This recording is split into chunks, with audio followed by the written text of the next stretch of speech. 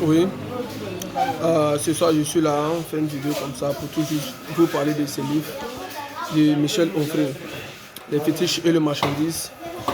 C'est un livre que tout récent je viens de lire, j'ai entendu parler de ce livre.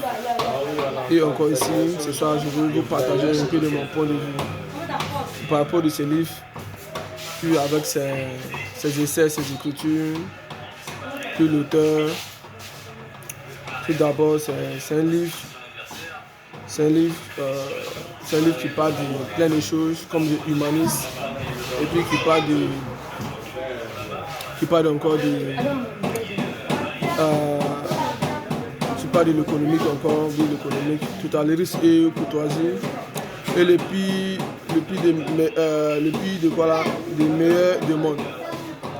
Et puis encore, le premier chapitre de ce livre parle de George Goss, le meilleur du monde, Ussel, son roman depuis le temps des années 84. Et puis, au fait, cet roman, si vous voyez, je vous parle un peu parce qu'il y a un truc très intéressant. Encore dedans, je vois dedans. En fait, c'est un livre, Michel Onfray. En fait, si vous voyez, je vous parle, c'est un livre très spécial. Ce n'est pas comme les autres livres que j'ai autant lu aussi et que j'ai vu autant les autres livres. On parle des aventures, on parle des expériences. Or, pour celui-là, c'est autre cas.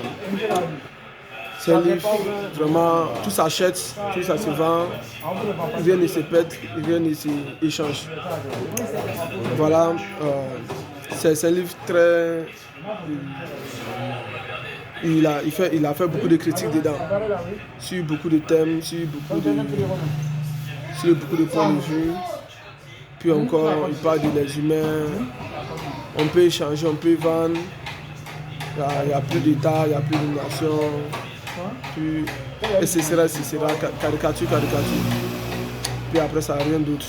Puis encore, c'est un livre vraiment, il faut avoir la force pour pouvoir comprendre un peu. Et puis, encore, si tu continues dans les pages suivant encore, bon, ça serait très difficile encore pour pouvoir comprendre de ce quoi il parle encore. Puis encore, bon, parce que les pages sont devant, si tu n'es pas très concentré, tu ne peux pas comprendre. Vraiment, c'est un livre, je conseille, mais je ne conseille pas tout autant pour pouvoir lire encore. Parce que déjà, l'auteur, il est très pessimiste. Non simplement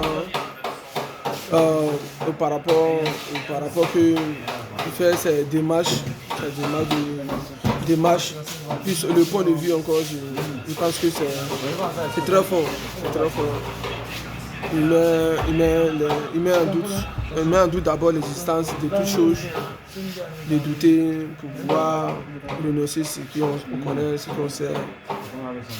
Puis voilà, c'est ça. Il ne peut pas vous faire le résumé de tous ces livres-là, mais quand même, je vais les parler de peu.